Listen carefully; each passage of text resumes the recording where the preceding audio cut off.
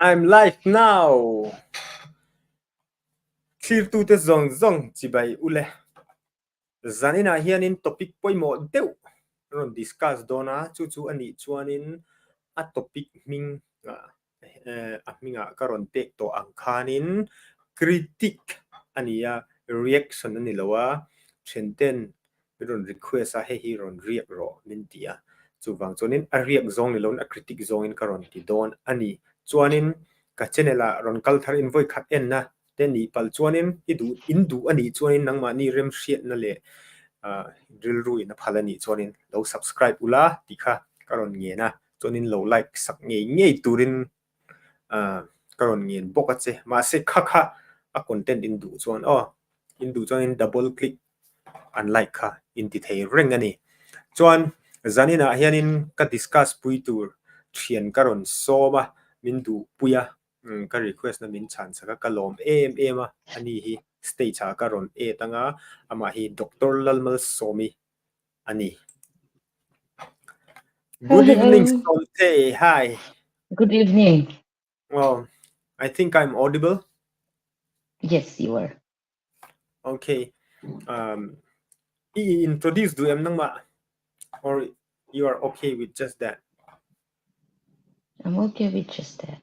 It's fine. Okay. Chuan azir na te po ha du chuan in nakin akan zot mai dona private lutu ka thil ni na te han in zo lutu po he an nuam che lawa chuan in zan ina hian in somte karon ko soma critic he anwaya in zia screen in zia ka han critic recitation YMA thola eng ro sa command nen okay ten commandment ni lawa chuan in recitation soi tu hi recite tu hi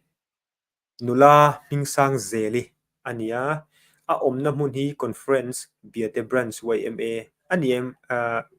omna mun po hi biate ani mai em Oh, get the branch YME member. aziak tu hi lal nun pu ya sha sel ania aziak tu pa background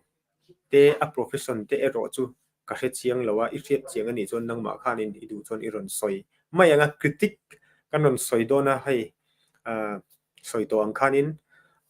aziak tu pa hian angai dan aziaka keinin kan ngai dan kan soi ve don kha kha ani mai ani kan nui theina om chon kan nuianga kan tra theina om chon kan trapanga kha kha ani mai ani mo somte Azak tupa hi zirtir tu anya la te po pho mana mizo ram kel kang la kan ti har na ro pui te kha ta pho ani tin mun sang sanga chalai te zinga te po hi motivational speaker te khatyang khani thu sai tu te po na an som chin ani a kaushan upa ani bo. Okay, nice to know that alom khop mai he lyricist thiam tak ani dona ke po music thiam lo mai la tui ve de hi kan ya lyricist shrim chu ka ngai na ni mai okay Soitam Lovin, let us dive into the video straight. Let's see.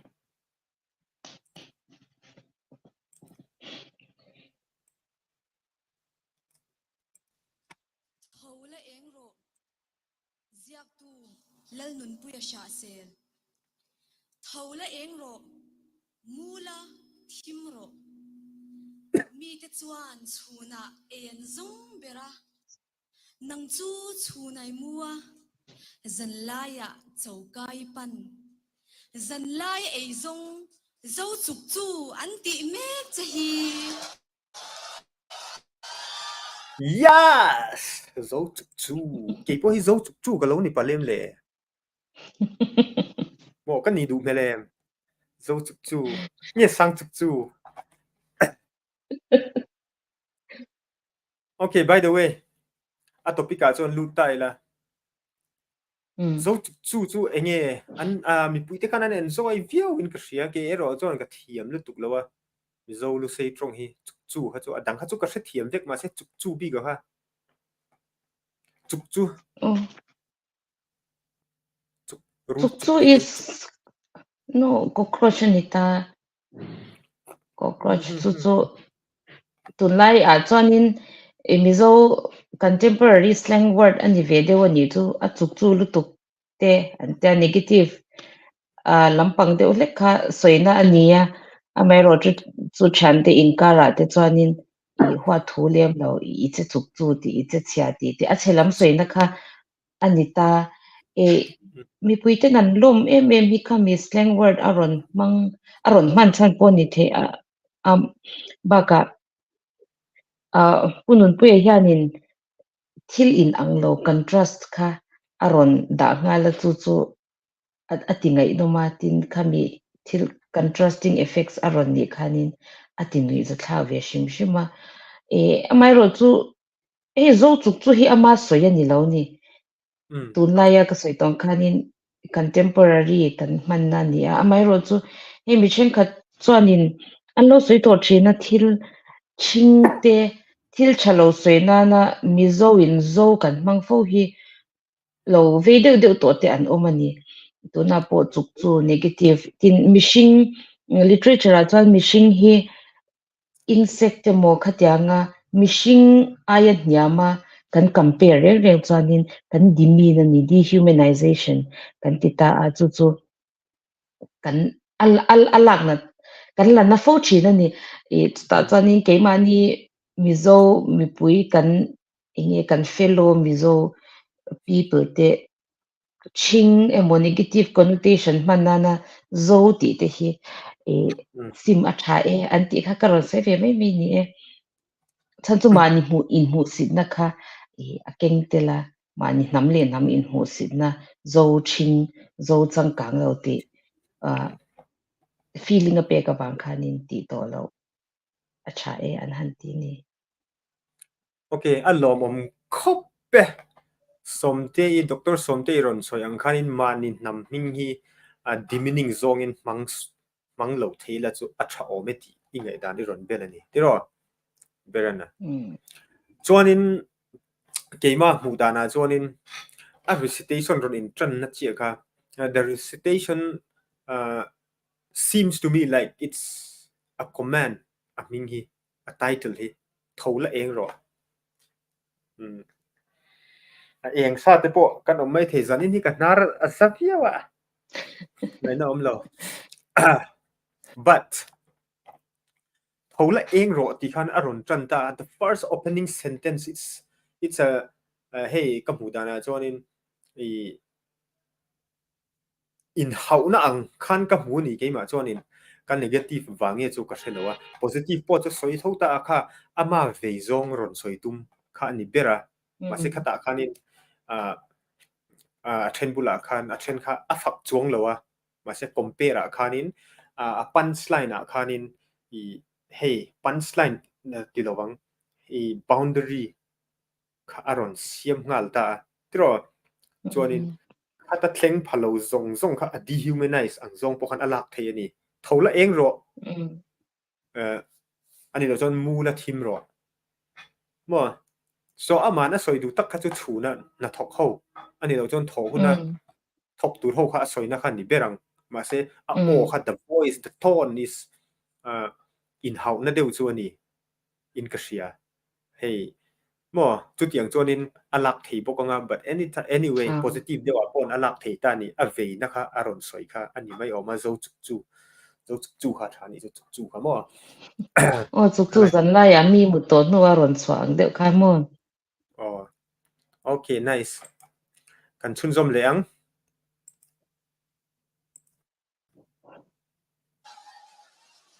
zuzuar bok ang mai I hab bora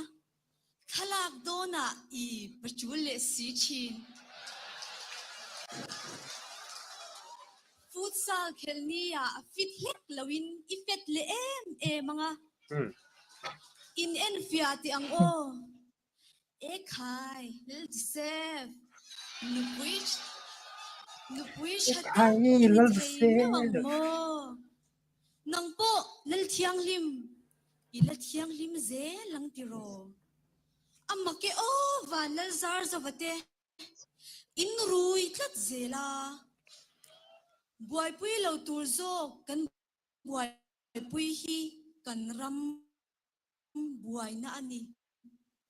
mal som tu ain amal som na kan pathiana social media wangin kan social lo mek zelem ni aron soi lian khan in very interesting at the same time aton te kha an tlaga hole ron soi le role enge social critic ani na kha punun puya aron lang chozel ta tin a platform hi YMA ani wang khanin aja khanin angai thatu tur te po audience te po kha a consider view ani ti sha theya chuta chuanin enge lal josepha aron ti te kha a soitum chu kan sheveka tunlaya enge mizo society ya toy an huang tawe ti na te atama khatianga changa ron soi kha ni in alang a chen khatan chuanin don son kha anom lo mai theya tin toy ti shim shim hi mi tam takina kan ngai dan ni lo de win tunlai thil thlenga ni lo man la ya po khanin mizo society earlier mizo society te po khan an lo om china chu chu tunlai thil thleng ani bik lo amai ro chu an lo huang tau deuh ani po in hunina a ken tel te po kha ani ve theya tin toy tlem te awanga enge nam han cha rup kha chu kan la ni em lo in ka sha ke chan okay pan kan soi lok nga khata khanin a voice hi tun thleng hi chunin a negative thlat ani hemi statement thleng hi chu positive hi ala lang lutuk lo baga ka question du pakhat chu nakina tan kan da thanga hi heta hianin thil pakhat demeaning ka ti pakhat a oma YMA level a thu a soi rol hianin profession pakhat mu si de waron soi ka mu na chu zuzuar ho vok atina kha it's like zuzuar ho kha awa musit em melani ka mu dana chonin mo iti ve tho em nge iti lo nga tinge zuzuar vok kher nga tinge vok achan chu vok chu pa kini po ngai kha kan nau panglai khanin vok kha kan ful ve tho ni ma se zu chu kan lo zor lo wa profession dang nia vok vul te chu farma po henan vul tho wa mo khada han zuar ho ati kher khanin I feel it's you know a word that is very suppressing the livelihood of others chu wan chonin ana ha ka ti pui dewani achan chu zu zor chu kadem lawang kadem lawang kala soi thei chia lo achan chu i pathian thu zonga po ngai to ta ela profession dang ka va pe thei lo ni chuanin why should I even try to critique why should I even try to condemn mo i tho na dang alternate ka pek the ni chuanin kha ati tur zokin ka hriani because maybe they don't have other alternative to make their livelihood kha ni ta ni ka mu dana chuanin chuan i zu in ho kan ram boi na ni ti kha rui thei kha chu a positive ve via win ka hria a chan chu a positive in a sense i rui thei hian mi hring hi a kar chon ka ti thina zu hian mi hring hi ati chiat ai ma hianin mi hring zok hen zu hi kan ti mol pho hi ka ti thina ni a chan chu zu hi rong kala ron lut ngai dawa kan ba kala kan ba in chu ban chonin a man dan thiam chonin a chiat em po ka ring lut tuk lo kha chu keima personal thought ani ta ni but then khami wanga wa in hu sip tingot kha chu a rem chia lawa khongai na o kha tel se khami khanin mo mangai na o kha tel thei se instead of mo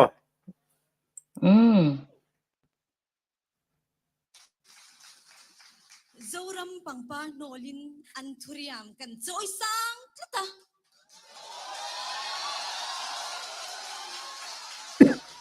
มานี่อินเดียนปุยกบปุยในติเมลโปน้ำผัดสันตูกันตีไลน์ wow foreigner ภาษาในเตกันง่ายสร้างเสียม ai sang chu กันไหลตัวง่า ta ย tam zo lo nula leilung ra na reto scooty le uite bakbuk ne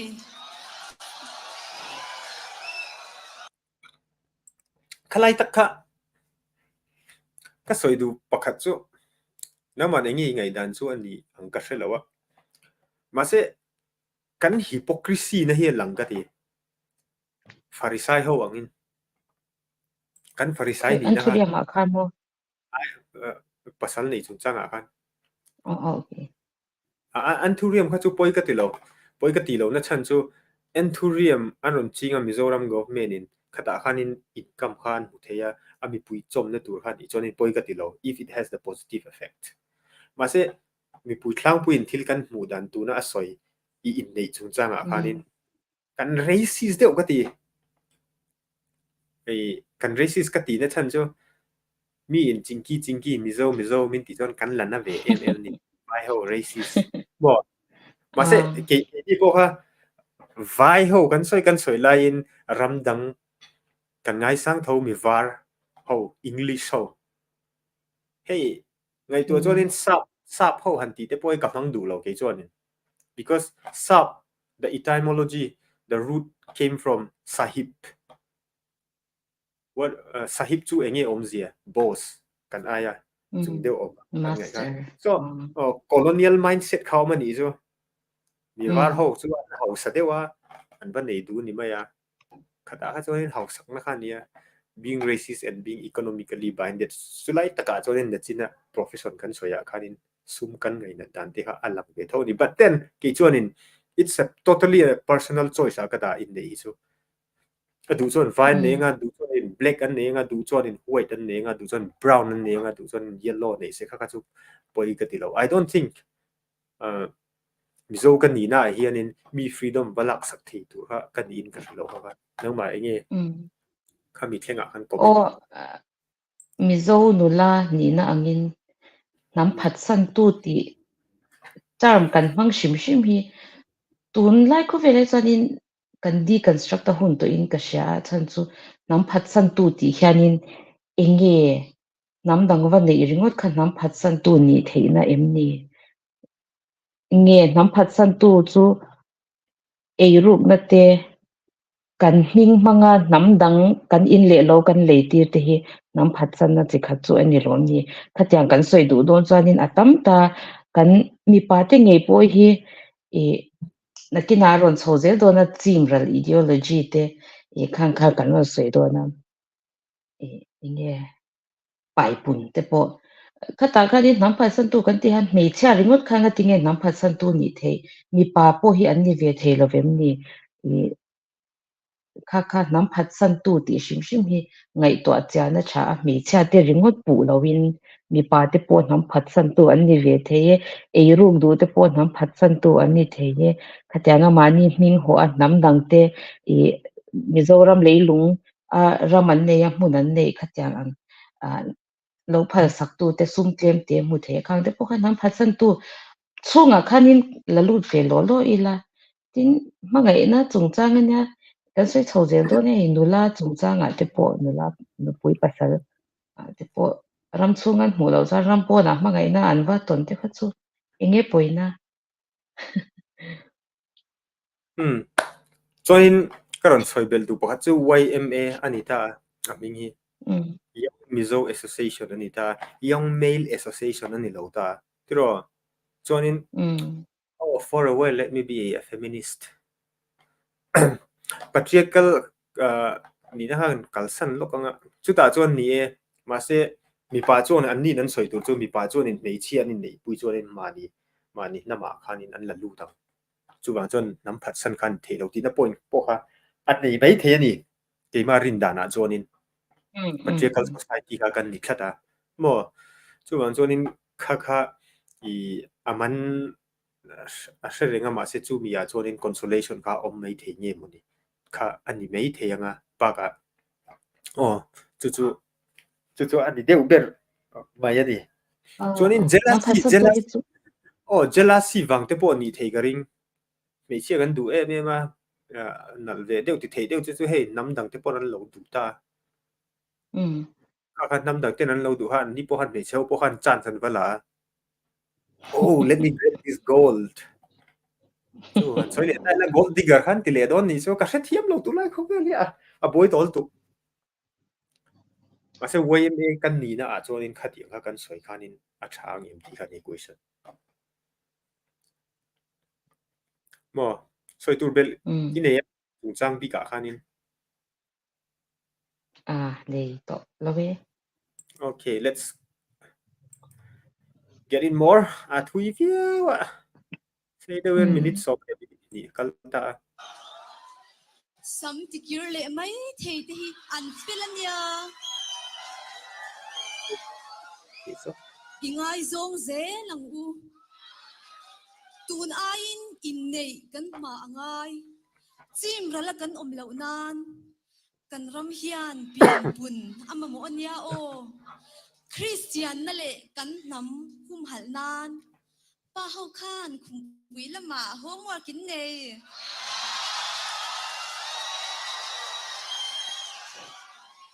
pa ho khen lom piao niang lir lamani lo hey hi nam thi encouragement an hua hetiang kan ni me lain lal melody te hian chung khat pa ber chan in lo tum zel chuan kan pung thei lawang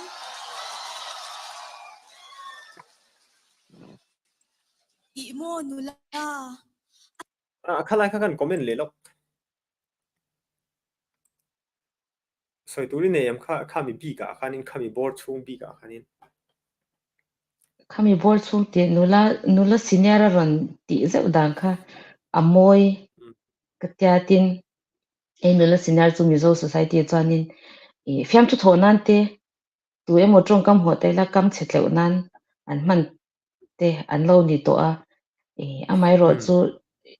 punun pe han aron ziak moi ka ti a nula senior te an independent to ja ui te po mizo ui ani me lo nya indigenous dog kan ui chau kha ni lawa imported breed ha kha an enkol an mani kha an enkol thei to tin an samte po an du chuta chan an independent to ja kha aron soya Naomi Wolf feminist writer nya le kabu the beauty myth khanin me cha te hi an upat zel hianin mi in an hlau thina a chan chu enge women grow more powerful atiani chu society khan a hlawa khata khanin me cha thil chi sham shingin beauty standards te hey vun mai duk te wrinkles khatyang te le ke ni mizo society ya lan lu don ta ila nula senior independent to te kha fiam tu thona nan mang a chan chu an powerful lo nang complex pe na khan ti kha aron zia ka ma sengin punun puya hianin khami ron lat tho khat ingai zong tinge ron ti kha ingai zong nga mangu ati mi ta khan mi pa te kha reverse psychology mu an hla om lo ania an independent to a an thu thin an om to a ma se ingai zong nga mangu aron te kha aron play kwal na ka ti a tin chimral ideology chimral le pian pun pai pun ka ta ni ching han pian pun ka te po kha tam taka chuanin inge colonial legacy alani mo ti na ril rote a om de wa chan chu na tinge reserved category kan ni na tinge heta midang namdang te ro lu ILP te nga tinge kan nei min assimilate lo na ni na tinge assimilate kan ni kha a hla om ti te kha an ngai to changila tuna hianin kan in zirtir dan hi a fu tok lo deuh ai in ti thai zongin hlauna kha kan ri kanin tu zelin alanga ti chuanin pian pun te po hi kan soiviau na ma ro chu sarkarin enge ti YMA in kan pian pun thenan enge ati ko shan zo chuanin Presbyterian ko shan dang te po nyanga fa chu ti zat ni chu tiang za chan chu ti zat fa ane ya piangin chu ti za chu kan pe ang ti te kha chan pui na tur ang ring deuh te kha incentives ang deuh na chu kha te po kha an ron sia mai ro chu pian pun kan du em lai khanin piang pung tur khanin eng changin nge financial support mo kanin pm employment te po anyanga tam ta viau ta ila kan boi viau ngem ti te po kha ngai to the tin marginal community kan di za te po kha alanga a hu hawa khom chi ya khanin kan hlau ber kha chu assimilated chim ral ni kha kan hlau heng te po hi tunai ko vela hianin attitude di ber ni em o ti te po kha ngai to chan chu cha kom ka ti ni ve ngai tu na hi ti thui ve khopa ma po hianin i suala chon han da top loila katima ya negative wording and negative comment or maybe negative observation so anei nolani ka ngai dana chon ama hi sociologist angin ka en lan puya sha seli because a sociology is the one who study and analyze the society but who doesn't offer any alternative to that khathiam khati te han ka pu ni because khatianga tun thlenga ron soi te po kha hetiang hi ti zok ro ti kha om lo ni ti su ti ringot khani he doesn't provide any alternative I or thil ti to ha soi lo ta ni so in that perspective sociologist ani na ka pom ve ma chuanin ba ka thil pakhat ama tha ka mu chu nam angai na kha ka du ke poi nam ngai na kania hey nam ngai na ve hi kania identity achan chu i kan notice kan om chori nom kan ti man nei kon comfort zone a ken kan chok chia i color dang vun rong dang deu hoin chingki chingku China Nepal an ron ti chonin anna ve ni ril ru hi achan chu Indian kan ni thosia chu longa chonin hey ethnic consciousness hi alona ve to tu nai chu baga thil pakhat on the other hand keiman ka ngai to ve na chu i Christian ni na len nam hum him na turin i pahu khan khum chunga homework in nei Christianity kan ni na hum him na tur khanin kan homework in adai lo keima ngai dana chon personally hey aka chon ka soi thin apologetic po hi kan ti tur ni lo gati we don't need to defend God kami jealousy akan omlutuk khanin religious intolerance kan nei chutiang pok chon tu na Indian level a en chonin i BJP kan soi sel vak vaka religious intolerance an nei lo khanin na kan ti em ani chu bang chonin then chu mi ani chonin engwan nge kenin pian pun kan ti a kan in defend vak vak ngai pathian ani chonin let him defend or let her defend him or herself nang ma chon i ring ani chon ring top ro ka ring topang sethiam ke ma ngai dan chu so apologetic khata khanin ke ma ngai a chon mamo ka ti lo ani pathian in min protect tu zok khania kan trong trai na te pop God sit down peacefully I will protect you hi kan la tingai lo pa chu kan du kha du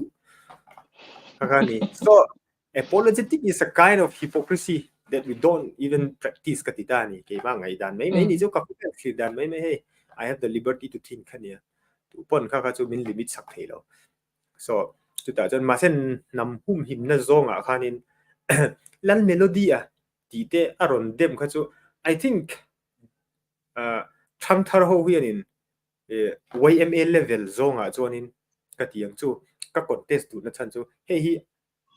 keima ngai ta na chonin we should not take this recitation as the voice of YMA we should take this voice as the voice of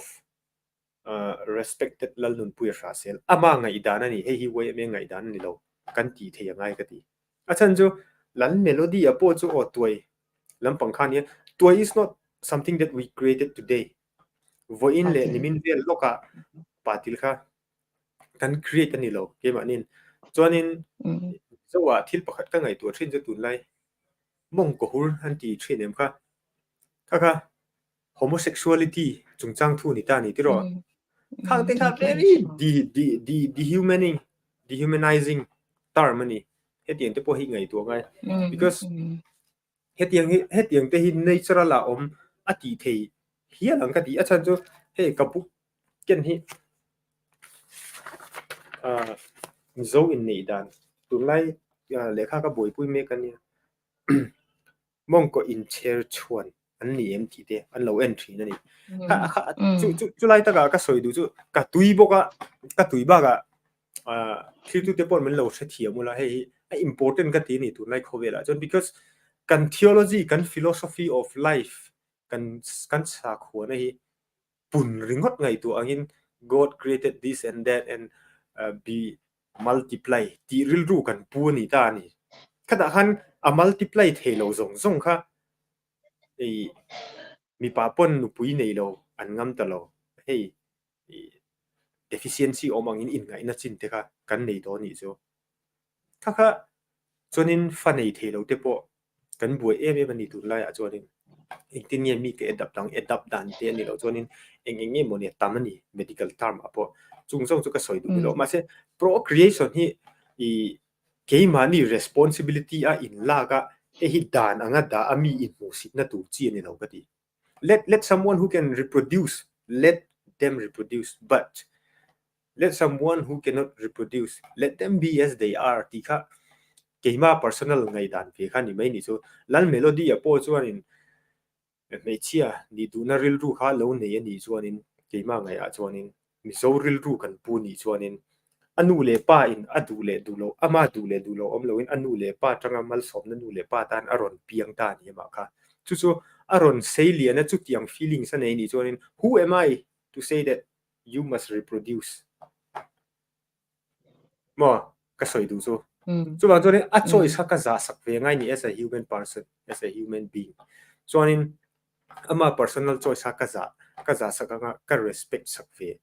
ngai ani achan chu a feelings ka pathian siam ani lo pathian pek ani lo tu nge ti thei tu proof om thei lo ani chu bang chuan homosexuality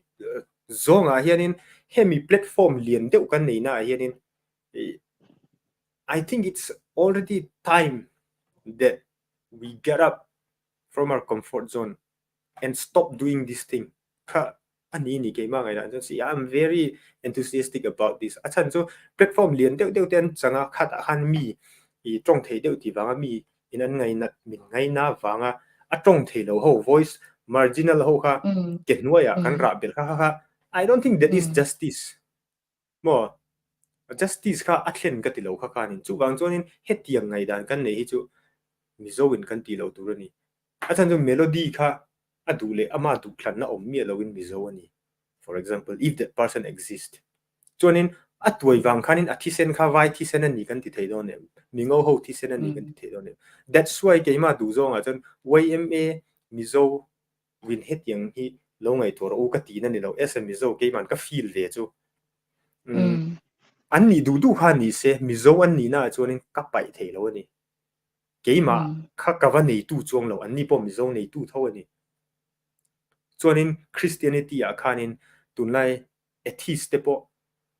and tam to ni it's their personal choice why should we force them to believe in God if they don't have any reason to believe in God so ta chonin pathian rong bol tu ka ni chonin ke ma pon challenge saka in lap tu chu ka rong bol na hi anung ngen nung lo hetiang ho hi tian an om chuin ka rong bol na hi anung lo em ni ti kha ngai dan ka nei the ngai do in ka hretlat ani dom dewat lo ka la ka wan lam chau ka thira ka du dan ka soi ani chuin I will not consider myself as pathian rong bol tu chu ban chuin hemi concept big a hen Christianity mani in define tum luat na wanga mani mi pui te mu sit kha atha ka chialo because Christianity is about philosophy mo chu ka ngai dan ni ta ni chuanin thil tu ten I min lo horan pa lo ula in ngai dam na po chu ka dil chuang lo ma se khada han ka ngai dan ka soi ni achan chu I can an nat na tur kha ka tor pui ve ka tuma I try to put myself on their shoes chu wan chuan kan pom lo ni chuan pom lo to pang ma se a pom ho kha chuan let them live an duin an ni po kha khosaro se kan kuata wan ram an kai tu po ni lo an kuata ke ni po wan ram shemun kal tu po kan ni lo mo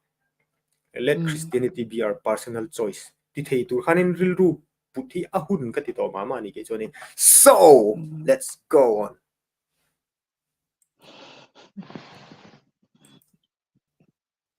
atok chang ushit siam la kan du i sexy le tu khian mawata nan id lo the chia i in chei le tu khian chom zo lo che an lau thei bok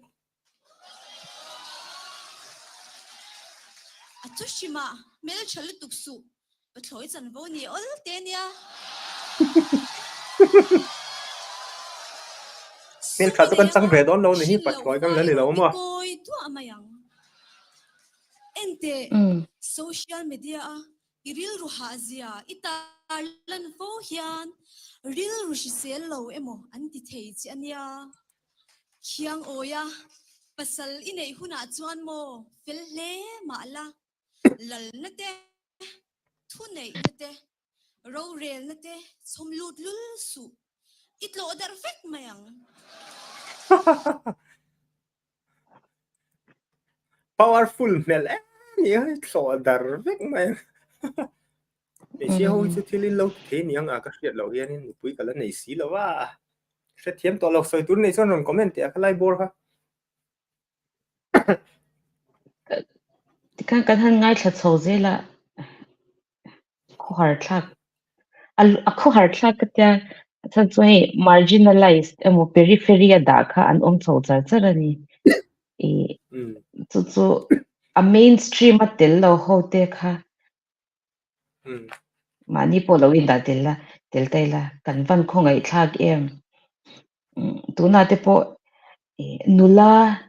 atok chau she thiam la kan du ti lai kan ti te khamo voice of the society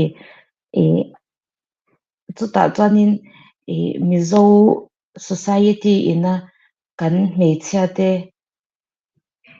chunga constraints kan dana sajia anmani an freedom choice te po kan pelo tai adu le lo in che sexy se a piante nala or if she prefers tyang a how do te chuanin ha se engi apoina ma segin khang kha mowatang kan eat lo tin alo in chei lutuk khan chom te po kan lo hupur mel chalu tuksu pathloi chanwo ti te kha mel chachu poyami is it a crime to be sexy to be well dressed to be beautiful ma segin tu na kan ngai thak da na nga chon thil ti swal why is it a crime chu tak chu kan thil thlir dang kha thak achak to athan chu so what is wrong about being attractive because it tempts. So it's not the problem of the woman, it's the problem of the beholders, people who are looking at her in that way. But they are the source. It's not fair. If they don't do like that, then there won't be temptation. Why should the victim be victimized and not the predator victimized? Affair lo baka me chal to so patloi chanwo nia ol ti anya ti te kha anui za thla me deu ma che ngai to che chuan nga tinge nula mel tha kha pathloi chanwo ani tlangwa lo khan a mel thata wangin an bem ngam lowa chuta chuanin pathloi khan aron bem ngam chu tu thiam lo nge nula thiam lo nge tlangwal bem ngam lo enga tinge tlangwal ten nula mel tha kha an bem ngam lo an bem ngam turin engi an ti thei ani ti mel tha ve thei lo vem ni khan nula mel tha de standard ta khanin an step up ve thei lo vem ni ti te po kha ngai to the tin pathloi nei po chu enge pathloi chu aswalem ni ti me yang pathloi va nei khan nula tan aswalem ni pathloi in nu thloi ve ke mi nei tur enge kan zir ti chu ta chuanin kan nui viawa ma sengin heta me chedin hun kan soi chho char char ta nula senior te po heta kan fiam thu thonan deu kan ron mang to ingai zong nga mang u ingai zong zelang u kan in ti lai kha pathloi in nula te aron ngai zon ngam khanin nula senior mi nui zat ai chon ama du tu pathloi lo nei mai kha apoyem ni tin shin lo fakoi do ati te po kha enge poina chuta chuanin shin lo fak ti te po khanin mizo society ina nushon swal tura ngai na te antagonize emo kan fashion te na nushon anron pom theilo nang division kha heta indirect dewin kan create emo kan lo portrait te po ani ina langa nui za thla viau ma sengin khang kha I han ngai to chan chuanin kan social issue tam tak kha a ron tar lamin ka sha ba ka kha ron soi kha tyang zong zong khanin mei chedin mun chia zia kha a ron tar lang chho zerin ka sha chu chu a kho har thak viain ka sha ni to be on the margin to be on the periphery ani ve thei thawang a hei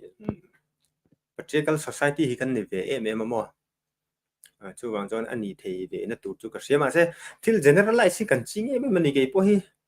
kai ka pian thar hi chu ngai mai thei in a lang thlat he tiang zong a chonin I a chan chu thil generalize fak hian soi sul te hi kan nei thei ka ti a then because I have come across people dule dulo om lo pa thloi nu thloi kan tamani khata khanin musit zong dewa han soi kha om chin tok shro on nu thloi pasali lo ni palang ani chonin pathloi nu pui lo ni palang kaka how do people become pathloi how do people become nu thloi ti kha kan chu chiang lo so I generalize I second mizo citizens shethia mem la thlang wal kha so first citizen pathloi ho le nu thloi ka second citizen a han da na kha khang te ka a reason om don ani chu bang jon generalize lo ka chu a tha ve khopang thei chuanin thei sham chuanin ei tu po kan perfect lo a ke po hi perfect hello ve te most of the imperfect person hi ka lo ni ve dona ma se generalize chu alo full trin khop mai ti hi ka ngai dan ani ve ni chu mo so chu bang chuanin trong kam man te hi phim khurangai thadeu ngai tu chuanin mi pui ma po hian trong kam te po hi om lo video record lai delete le mai te hi chak om mai thei tur ani ma se whatever it is what khovel ania chaos anarchy om lo chuanin a om thei lo e political Noam Chomsky a chuanin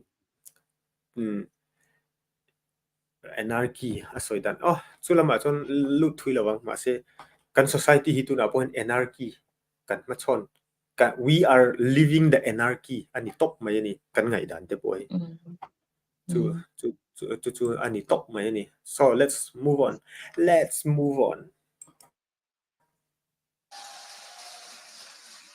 nun moi khoi hom le tai ma khian me la ti thazwal ania nula te u nupui thatak ni turin in bua sai zel te ang u wai bol chau thiam lola e rong bol po thiam ang che tlangwal te u thangang che u piang thar dik tak chung ko che chol ke ma ang chi hi free advice ani chu mizo tlangwal po tho har ahune piang thar heng mai daroka in nge dan hi anget lo mithi signboard a coming soon in om nual ania ho u zu in khom ban sanin biak ina in khom ang u imo arvil ma down chin ti sing nun a down mat lang pui isya deng kha tami kha I ha kha a holiday ma mai mo ha holiday chu engi om je room tu e mon ti palang che ma sang ro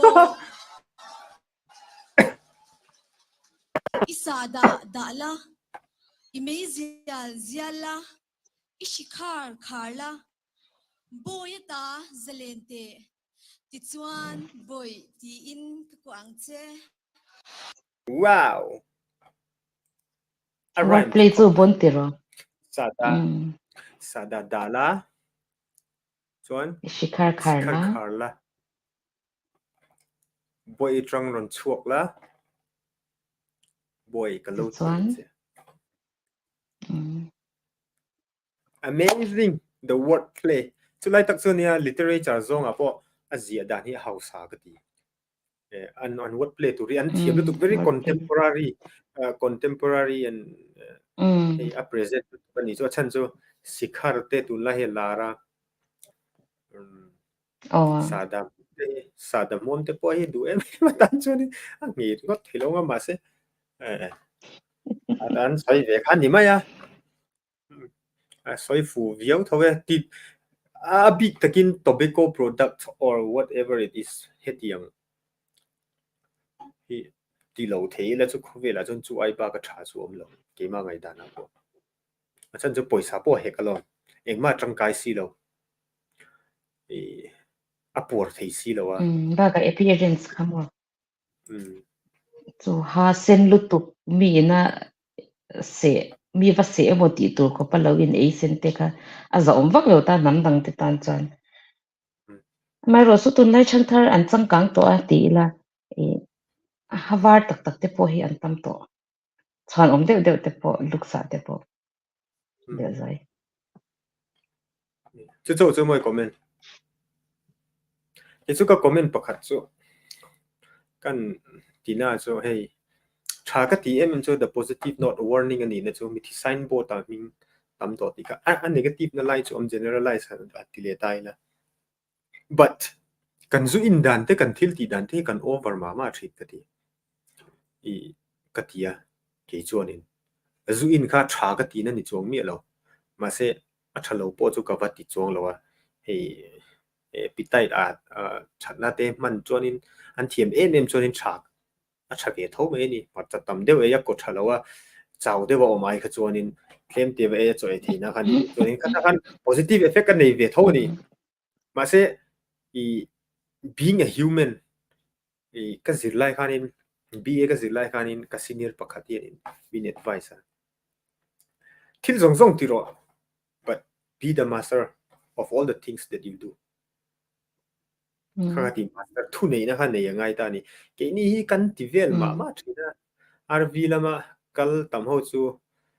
i an down thin ti te po kha o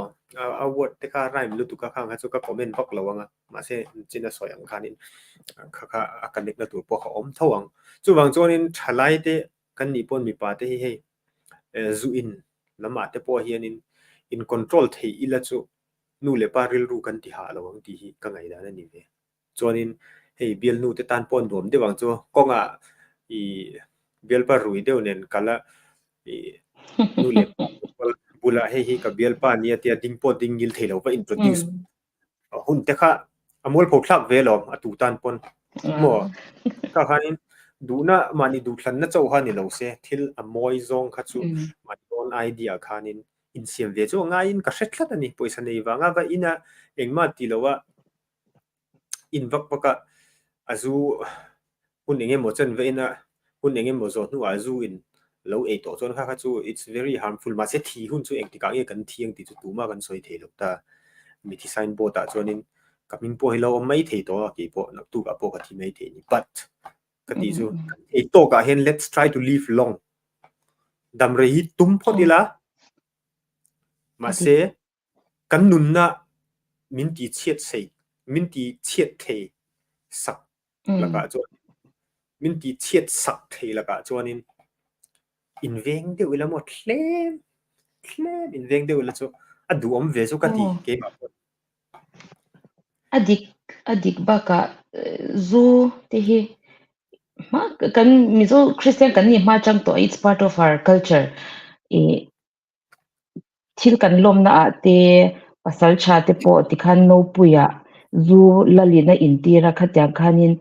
it's very much part of our culture before christianity chu missionary te me yang sap ho khanin missionary te khanin responsible drinking te min zir tir lo khanin hnol vek turin min zir tir tok ta chu ke ni mizo te po khan hnol kan tuma ma sengin tunai kho vela chuanin enge khami responsible drinking shikhar te po kan pon min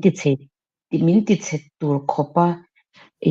ya in lo tura in zir tir na te po kha om to seng a chan chu mi in zu te an lo ina an taksai na lo ma mo to a khang china khan enge chiat pui rup lo tura zu in dan te po kha insensitize dan te kha om se etia in khabur bur ni lo in a chan chu thil kan khap reng reng chuanin mishing nature a chuanin ti chak na kha om china khami va in ti vir ai chuanin kan khap theilo chu enge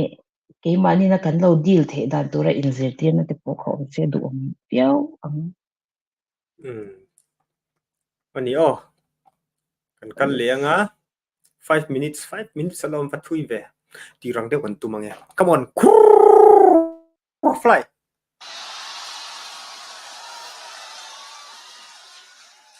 Ruilo tello ram thar din turin iram hian a kau che tun ang ringa kan mi pate inin tha da chuan kan ram hi rumin ala khatang min thi san to su chem nilo silai nilo thiam na mangin ram i zau ti ang u ting oi de min thi san to ti na lai kha lai pui ain hian a kau che tun ang ringa kan mi pate inin tha da chuan kan ram hi rumin ala khatang min thi san to su chem nilo silai nilo thiam na mangin ram i zau ti ang u in to del hi lai pui ain aka ana a thiam na po ram nup ani kan kharau mi na te hian kan ni tin na thengmal te se nice chalai thole engro tu emota ha chu dikkati ke ma personal opinion a chuani ka ti na chan chu hele hi karamani lo ti wanga engma ti lowa vo om hi kan tam to ka spiritualize ma thina ni kati khata aron au chok khachu voice of the margin ve pakhat thawani khuta ronau tham nuai tang ronau min chan chuak ro ti hi kan nam hianin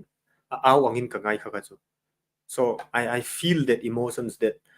the author or the poet is trying to connect connect tum kha chu a tha ka ti khom mai than chu beidon hi om ve to tholom tun lai a bi ka mi pa ho hi mo min thi san to su ti kha o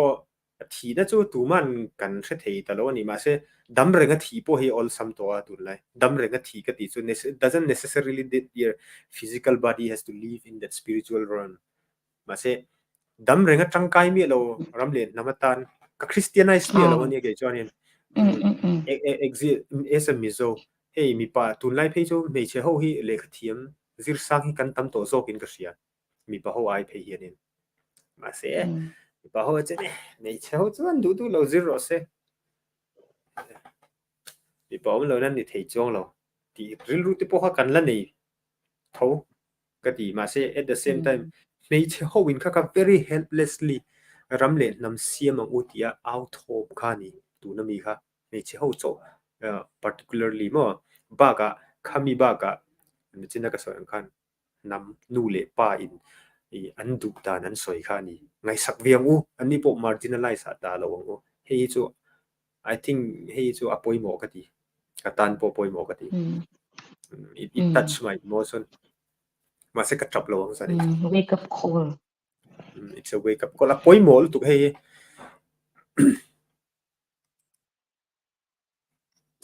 ni ve tumro chapal puna man ni leng le ringo I express on it thavel long a soi tu nu hi mo i chung di an buai nia hey boy lo lut tu hi chung ten boy ani ve lo voi ni anin dai lo yes ma thir nei in thorim na kor i ha ang u mi fel pakhat hian danglam na satak a then the nia nice ho u zo ku chuak zo thuak zo fin ril mangin zo ram mai ni lo India ram i al ti ang u ma ni se muala cheu thei top so in hak i zo ti ang u khai fam ka phlean aram tan thil chati lo mol alaw ang khan karam hi enge ka nut sia ve ang ti ril rupu in ram tan fa shin man takni itung cheu ti ang u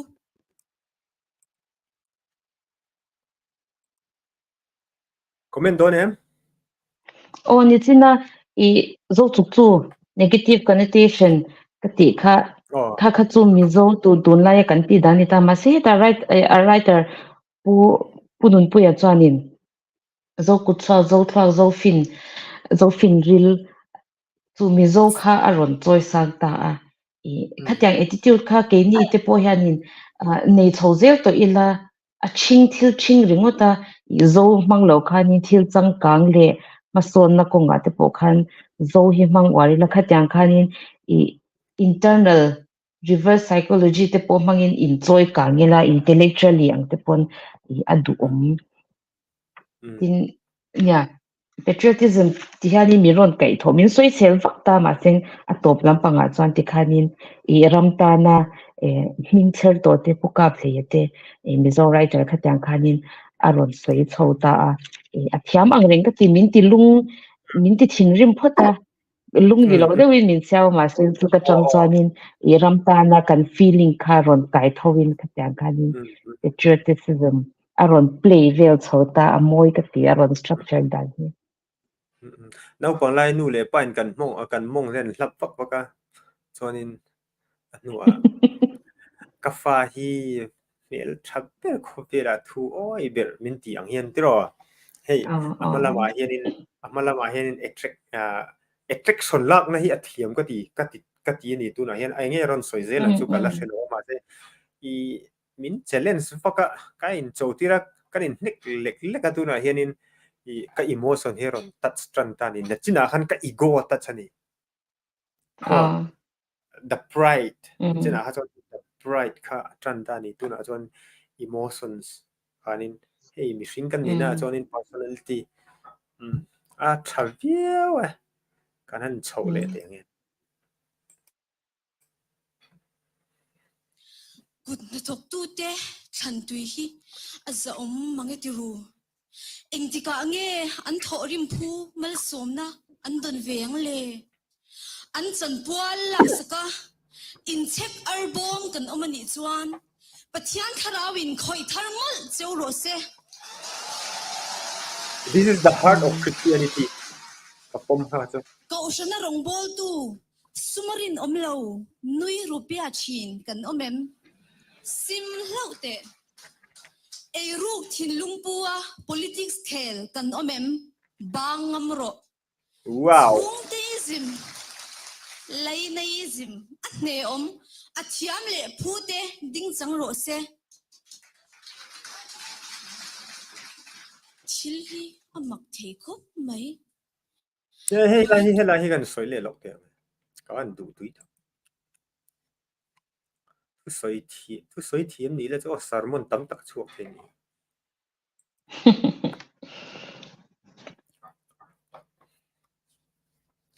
a guess point ya ke ma hian ka soi tam ma palang ya soi te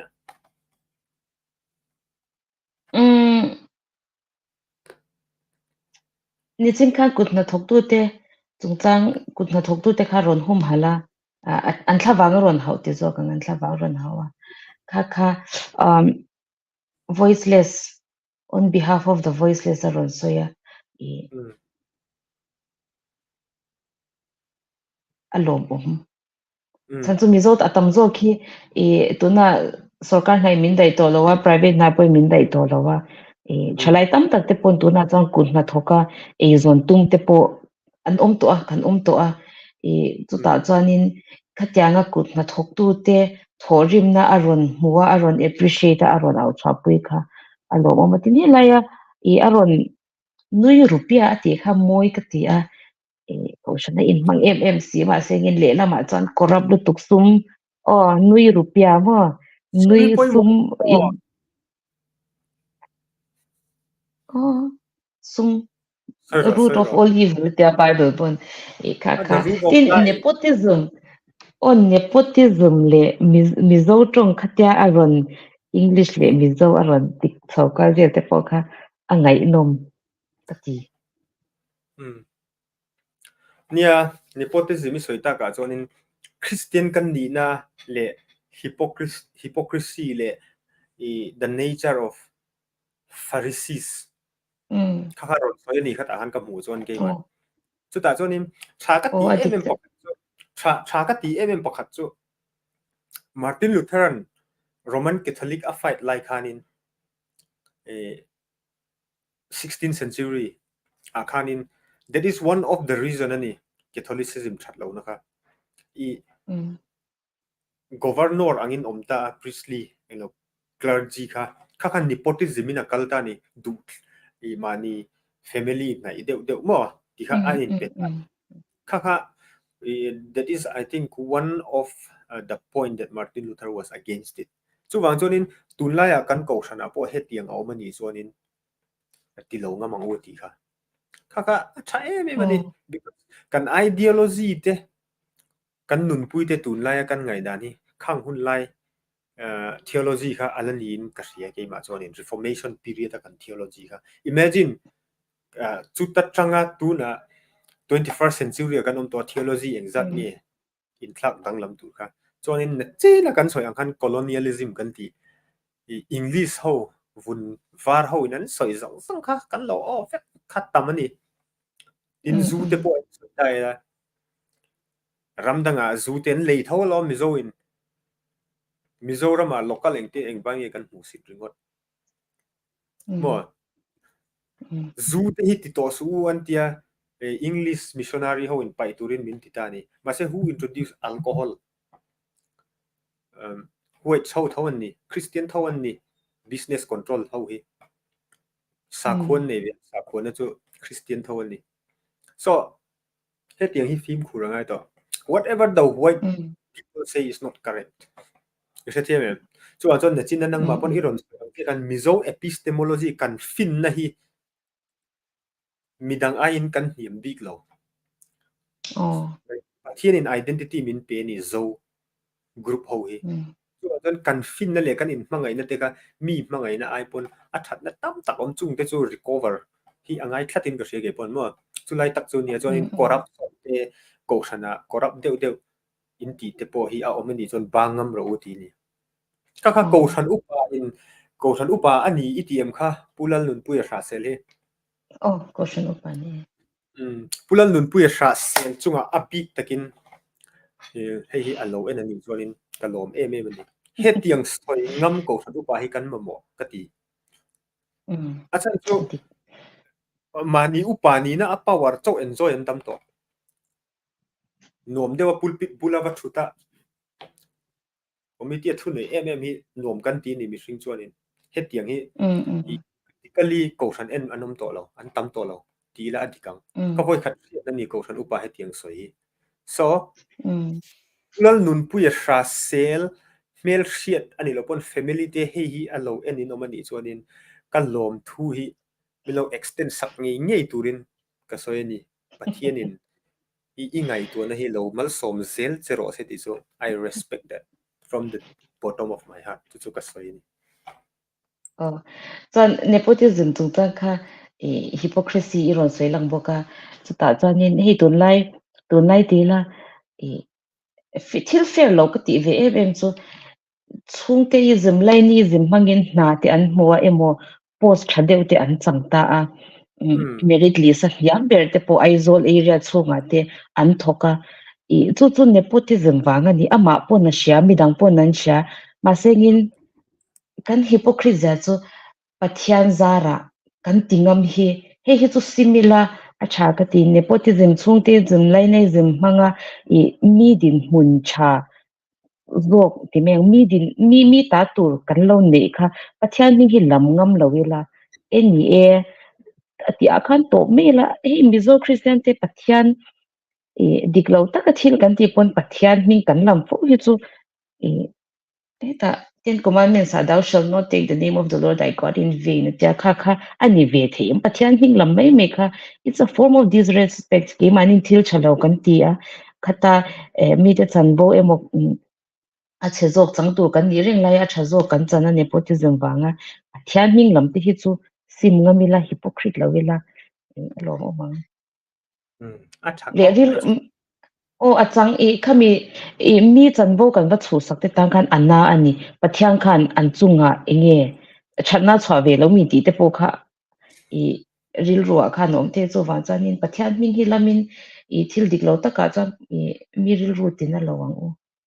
nia mihring kan in tinga mani chuanin mizo kan in tinga mani chuanin survival of the fittest to some extent hi pom nga mangai midang ta wa chu sak hi Christian kan in tireng lai hen a Christian lo chuan chuan chu kapom nepotism te hi om lo top se kan ram hi kan ram ani a chu wang chuanin a deserve khan mu top se kha chu ke po ka pom ber ani survival of the fittest pom ngam lo mihring ho hi mo ko san na thok po ni se secular na thok po ni se they don't believe in themselves or they don't believe in their family an chungte an ring zolo an mani in ring zolo pathian in ring zolo ati the survival of the fittest apiga exam ba zia in ba zia thlina khanin poisa kan pek te ni zonin zia ngai le ne mo soin o soyang khanin chu chu de wa thil kan ti don sa pathian ming lam lawang u chu lo de wen tiang o chu awe kaliang top trepe tura vul kan voka chinga a top tengai rai lo tura vul kan panu rai thung si boy pui lo tur zo boy pui hi chiat nak mor lo ni nam pui ten ina home and din line keinin khodaya home kan din ho u chung kanwam siam turin in chunga ikir chawang u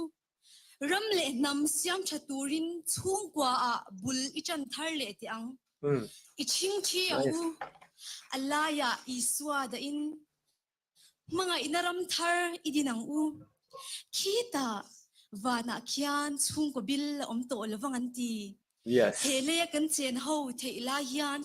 in mga ile mai ti ang u a thalut tok chian ti u he tlanga hian bia ti tlanga nge hian akhwale tuite ta na famngam lalhuai sen kai ruma azalania ama yangin mga ina hian kan nam kai harmal te se dignate rin omnate taimak nate kan ramtan kan hlan thei chuan chung pathian khian malmin som nge nge yang ho u I thawang u engi chuang karam hi soichiata a to lo nan lalpa keima hian bulchan ro kalome wow wow wow wow wow God bless you oh min chu sana green screen so om to avan soi tha atop na kha chu YMA angin antrana chu atop na lam kha chu Christian evangelist haron ang cho tamai ni kha sa khona hi chuanin upa ani na kha ron langa te ro ma soi tunu po ming sang zeli nula ming sang zeli ma acting te po kha thiam lu tu ming sang zeli nula ming sang zeli poi fak kom te mai ka lom lut ati thelo te tiang I chu mo I'm very excited a deliver hun te kha chuanin mi an ron nuya a post na te po kha soi thal lut tu a tha ka ti lut tu chu a tha ka ti na ni ka admire nan pani in mo mi sing chu tu ma kan perfect lo ta ni ma se kan ti zo a khan in thei top an chuan kha salute any comment please go ahead here recitation he or here work of poetry he tu na changa kum som ni vela engtiangin nge mi nan ngai thla kang le ot ti kha karil ro a ron langa a hun lai a contemporary lutuk na lai hi a tha ka ti a chan chu sang ni som ni pathum sang ni som ni chowa mizo society ron portray a chu ta chuanin Christianity based ni ziate tin mizo chu communal kan ni za communitarian te zo kan communal ni loving communitarian kan ni ziate tin chung enge khovel thiamna technology manga kha kan communitarianism te po challenge ta ni dan te kha aron portray nal katia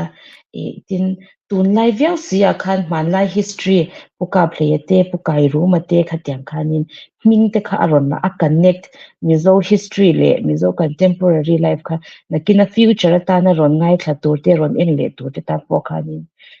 ada cha katia chowa chanin ahlu kati se se no ti meyang ke ni chani kan critica thil tam tak soi ma ela tam taka chuanin min kai tho atum na te hi tuna changa kum som nia engtiangin nge angai thatu te ke ni vo in ni angai thatu te po khamin zana ngai thatu te po kha engtiangin nge ke mania effect ne ti kha sha ta cha kom ti future han kal zoya ni a soi tha katia soi thang reng katia chonin ingai dan kan zo tu shim shim cho happy family din ang uti em kha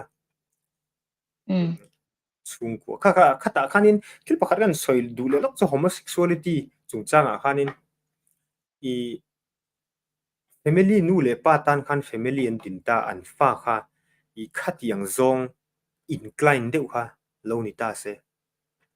an chung ko anom theina tu chuanin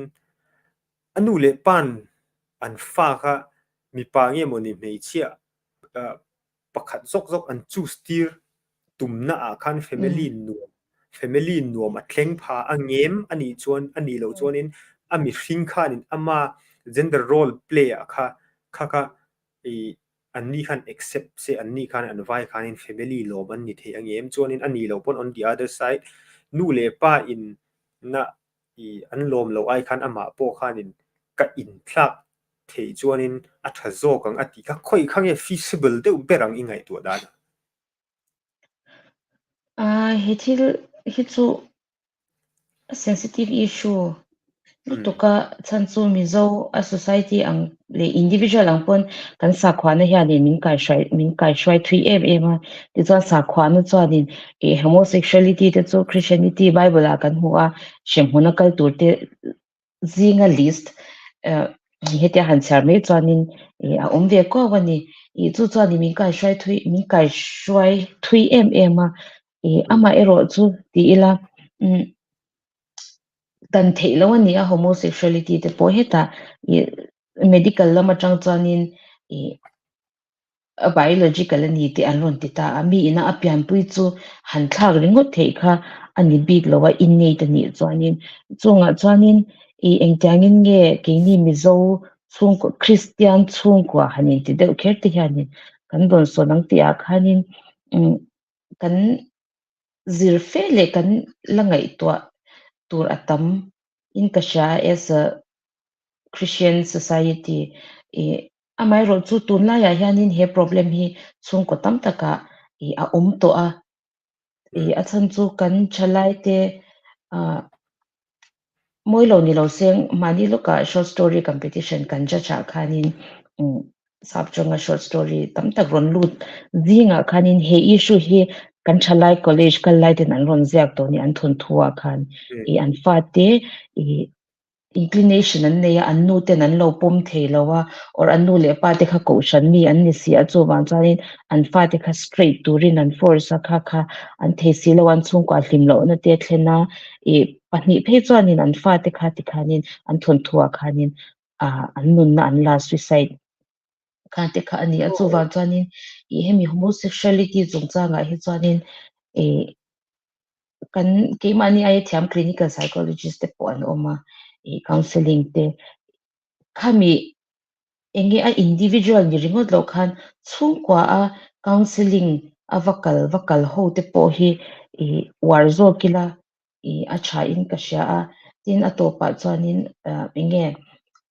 ko shana in function kha chuanin kan thurina po chu tyang kha tyang chuanin za ka lo mi pa le mi cha sama mi pa le mi cha lo zong chu mi hring pu an ni lo ti te khanin rigid de wa dismiss du te ko shan chunga kan oma ana ro chu kan sharing tur chu khami awa khanin mi tam tak third gender in ti te ho kha ko shana te khotla nga te นัวมันติลว่าจูเช่นขัดจอนินอันนุนนัตโปอันลากพะ depression ติอันเนียอันมาอันนี้มิชินนาอันนี้ตัวค่ะอันนี้เราพะจูวันจอนินกัน accept เทเราอันนี้ปนเชียดยามกัน understand ค่ะอภัยโมอาสันจู complex อันนี้เฮงมีเทียนิน intergender เทียนินเกนี่ straight เต problem ในเราตั้มตะกี้อันนี้เอ็นที่นั้นซุงโดนเซซุนอินะมีปาเลมีเช่าเจ้าอมตาขอยางเงี้ยอันซุนโดน hostel apply โดนเซมีปาเลมีเช่าเจ้าอมมาขอยางเงี้ยขัดยางอังทิลอินทร์น่าจะพอมีปามีเช่าอันนี้ขอยางเงี้ยอินทร์รังข้างค่ะอัน everyday problem อัน face ที่อันนี้อ่ะจู่ๆกัน face เวลาว่ากันเชื่อที่อันปุยแล้วว่า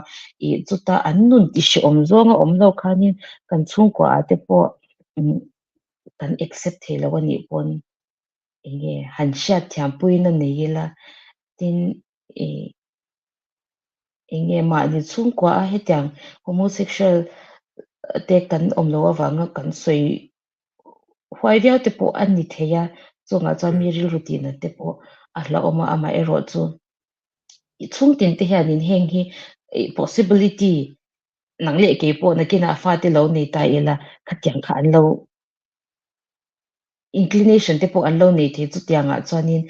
tun lai thalai te po nu le pa ni tur te po ina kan ril ru zau dan kha lo nei la tin he zo na he pastor pakhatina a chan thiam em ka ti chu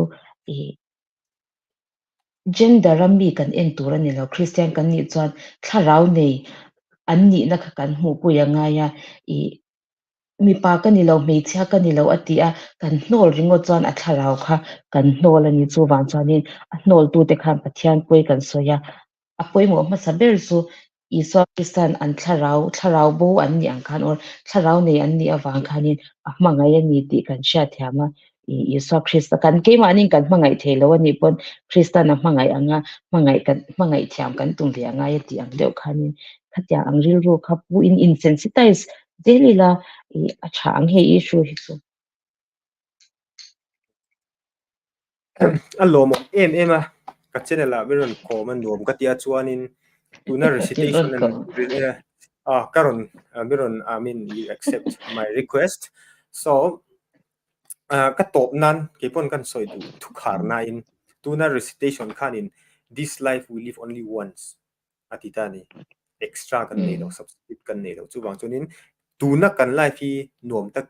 nom le useful le purposeful takin mangang u ki kha thu khar na nia chu mi role chon on the line of that ke pon ka soi du chu hemi life so hi kan nei ya van ram kan kal sabun kan kal chu quota system ani lowa ST quota lowa general lowa mi pa quota lowa nei che quota lowa homosexuality quota ero chu om nge om lo chu cover he chuang lo ke pon ma se this life is lived only once atitani chu wang chonin let us live once mangai na le in hriat thiam na ne in mang tangkai ila homosexuality te po chu kan pom lo ni chuanin pom lowang poilo ma se anni kha ti boi lo ila anni kha va etek zia lowang mo anni kha an du dan in lo se nang ba kha i du chuanin om lo la ni bai ke po ka om lowanga mo ka du chuan ma se an du thlan na kha za ila anni po ke ni khovela single life kan nei na nuam em kan chen line anni po nuam em in chen photo se i manga ya ni chuanin pathian thu kha i du le ba soi thei kha khan accept lo kha ni thu ni respect what they take and respect what they choose kha kam bi sing kan live and let live achan chu pathian pon tu ma hi van ram kai turin min kik lo ni he didn't kick anybody to get into heaven he just saw more the way the path ani mai ni so wang chuan kan khar na tura chuan ki pon chu in the line with the author chuan ka soi du chu ni se somte chunga kan lom em ani chuanin ke pokalome ani ole kan lockout anga le thiente u nu le pa alomom em a heti chen in lo thlir ani chuanin kalom em ani ti ka soina ka ron soi du a chuanin ngai dan le homosexuality le bible la kan hu dan te hi engangin nge omzel tur te hi ngai dan in hriat du ani chuanin in du chuanin comment na te in ron soi the ani ti chu kan soi ni se in om na thewa pathian in mal som che uro se chuanin in nun khan nuam taka full sa in nun theinan pathian in om pui the uro se kan soi suala om ani chuanin soi sual na te kha la lo ula soi tha ti na te kha lo la turin kha request ani in the vain mantra